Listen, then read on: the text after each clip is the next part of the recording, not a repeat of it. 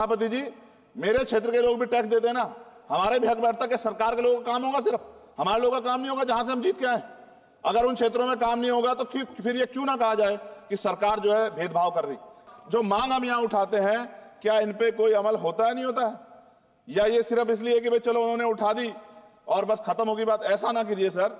Outsourcing railway में बहुत हो रही है सर, और आउटसोर्सिंग की वजह से SC, ST, OBC और अब EVS, EWS के बच्चों को जो है आरक्षण का लाभ नहीं मिलता।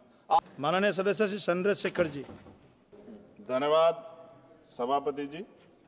वर्ष 2025-26 के लिए रेल मंत्रालय की अनुदान मांगों पर चर्चा में आपने मुझे मेरी बात रखने का मौका दिया, और अच्छी बात यह है कि माननीय मंत्री जी भी यहां मौजूद हैं।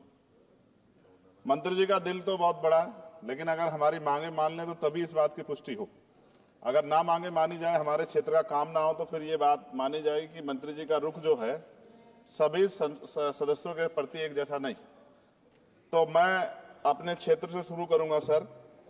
धामपुर शुगर मिल क्रॉसिंग पर ओवरब्रिज का निर्माण मैंने पिछली बार भी मांग उठाई, लेकिन सर अभी तक कुछ नहीं हुआ। लोग परेशान होते हैं, डिजिटल युग है, कई कई घंटे खड़े होना पड़ता है। जलालाबाद क्रॉसिंग ओवरब्रिज के नीचे अंडरपास के निर्माण की बात मैंने पिछली बार भी उठाई, कुछ नहीं हुआ। नजीबाद रेलवे स्टेशन पर बेगमपुरा एक्सप्रेस ट्रेन संख्या 12238 का ठहराव सुनिश्चित किया जाए, इस पे भी कोई काम नहीं हुआ। साथ साथ सर नजीबाबाद माल गोदाम पर ओवरब्रिज का निर्माण कराया जाए और उसको प्लेटफार्म को बढ़ाया जाए, क्योंकि वो मैंने पिछली बार बताया था कि महिलाओं को प्लेटफार्म से पिछली तरफ जब ट्रेन रुकते उतरना पड़ता है, वो सुरक्षित एरिया नहीं है। उसके साथ साथ नगीना बाईपास बिजनौर फाटक पर ओवरब्रिज का निर्माण कराया जाए। धामपुर जेतरा क्रॉसिंग पर ओवरब्रिज का निर्माण कराया जाए। शेहरा से नूरपुर क्रॉसिंग पर ओवरब्रिज का निर्माण कराया जाए। हम देखिए बुलेट ट्रेन, वंदे भारत और बहुत आगे निकल चुके हैं, लेकिन अभी भी इतने, मैंने आपको बताया कि मेरे लोकसभा क्षेत्र में इतनी जगह पर ये क्रॉसिंग जो है वो पुराने बने हुए हैं, उनकी वजह से जो है ना अंडरपास है ना ओवरब्रिज है, जिसकी वजह से काफी देर लोगों का समय नष्ट होता है। समय की ऐसी चीजें दोबारा नहीं आता। सहसपुर रेलवे स्टेशन जगह है मेवा नवादा पर देहरादून एक्सप्रेस ट्रेन संख्या 14113 का ठहराव सुनिश्चित किया जाए, क्योंकि वहां से बहुत सारे लोग जो हैं वो यात्रा करते हैं। सहसपुर रेलवे स्टेशन पर सफदरजंग एक्सप्रेस ट्रेन संख्या 14114 का ठहराव सुनिश्चित किया जाए। नजीबाबाद से मुंबई के लिए ट्रेन, मैंने पिछली बार भी सर ये मांग की थी आपके सामने।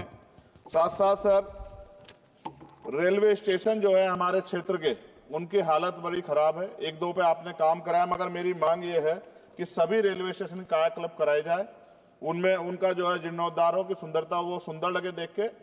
दूसरा, रेलवे में सुरक्षा व्यवस्था, कई घटनाएं हमने देखी जहां सुरक्षा व्यवस्था पे बड़े सवाल खड़े हुए, और एक तो हमारे लोकसभा के मेंबर ही थे राजस्थान के, उन्हीं का फोन वगैरह चोरी हो गया था अभी बाड़मेर वालों का। तो मैं इसलिए आपसे कह रहा हूं कि सुरक्षा सुनिश्चित हो, क्योंकि कई बार महिलाएं अकेली भी उसमें ट्रेवल करती हैं, और बहुत सारी महिला जो है MP हमारे यहाँ पे भी ये चीजें आती हैं, इसका ध्यान रखा जाए। एक सर बहुत इंपॉर्टेंट डिमांड है मंत्री जी, मैंने आपको पत्र भी लिखा है। रेलवे प्रशासन उत्तर मध्य रेलवे आगरा के कार्यालय सीनियर सेक्शन इंजीनियर ईदगाह द्वारा एक पत्र लिखा गया 11 तारीख को, और जो डॉक्टर बाबा साहब अम्बेडकर के समय में जो एक अम्बेडकर भवन बना था, जो निकट फाटक संख्या 75A 12 खंबा पे, उसको अतिक्रमण घोषित कर दिया गया। ये क्या मैं ये मानूं कि ये सरकार का डॉक्टर बाबा साहब अम्बेडकर के प्रति सम्मान है, प्रेम है, कि बाबा साहब अम्बेडकर के नाम पे बने भवन को अतिक्रमण घोषित करके कह दिया 15 दिन में हटा दो? ये गलत। मैंने आपको पत्र लिखा है सर, इसका संज्ञान ले। दूसरा सर, सहारनपुर से लखनऊ तक वंदे भारत ट्रेन चलाई जाए। SC, ST के OBC का बैकलॉग सर आपके यहां बहुत है, भरा जाए।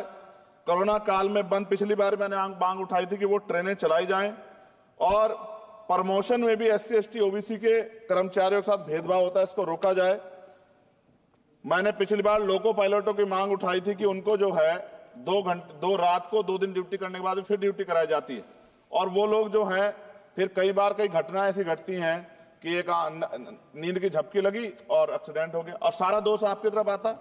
तो अभी ये दिल्ली में भी एक घटना घटी, और कई सारी ऐसे ट्रेन घटना घटती है। इसके लिए मैं आपको नहीं दोषी मानता, लेकिन मैं कहता हूं कर्मचारियों को उस तरह की सुविधा मिलनी चाहिए कि वो जब वो ड्यूटी करें तो अपने आप को परफेक्ट महसूस करें।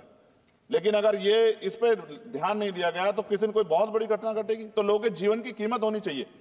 ये इसमें रेलवे में अमीर भी सफर करता है, गरीब भी करता है, लेकिन अमीर के साथ अगर कोई हादसा होता तो वो चर्चा होती, गरीब के साथ हादसे की चर्चा नहीं होती। ये अनुभव है, हमने रेलवे में सफर किया और रेलवे में करोड़ों लोग सफर करते हैं।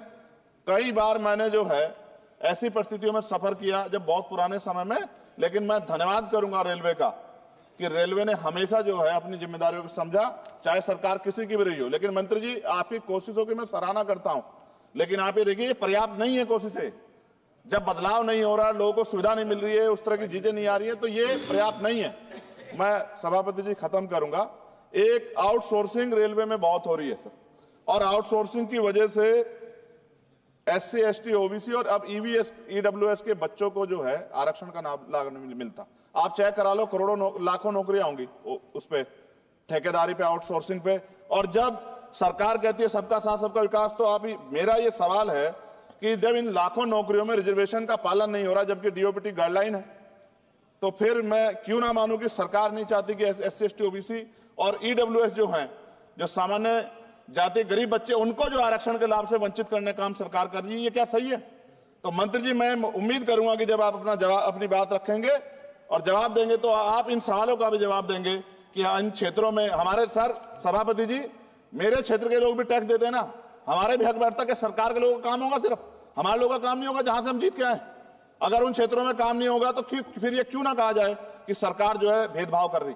इसलिए मैं माननीय मंत्री से मांग करूंगा, एक मांग इन्होंने मेरी पूरी भी की थी पिछली बार जब बेगमपुरा ट्रेन में सफाई की व्यवस्था करा के इन्होंने दी थी, मैं इसके लिए धन्यवाद करता हूं। जी समाप्त कीजिए आप जी। समाप्त कर रहा हूं, मगर मैं मंत्री जी से कह रहा हूं कि सर हमारे यहाँ जो समस्याएं जो ये जेन्युइन समस्याएं, हम इनसे दिन रोज 2-4 होते हैं और जनता हमसे उम्मीद करती है कि हम इस बात को उठाएंगे तो उसका, मगर मुझे ये भी जवाब दे दीजिएगा कि ये जो उठाई जाती है इसका कोई फर्क भी पड़ता है, सरकार पे नहीं पड़ता, या सरकार सिर्फ इसको, सर मैं खत्म कर रहा हूं सर, लास्ट सेकंड में खत्म कर दूंगा। जो मांग हम यहाँ उठाते हैं, क्या इन पे कोई अमल होता है, नहीं होता है, या ये सिर्फ इसलिए कि भाई चलो उन्होंने उठा दी और बस खत्म होगी बात? ऐसा ना कीजिए सर, अगर ऐसा करेंगे तो ये व्यवस्था अच्छी नहीं है। मैं आपका धन्यवाद दूंगा सभापति जी, और मंत्री से आग्रह करूंगा कि हमारी मांग को माना जाए। धन्यवाद।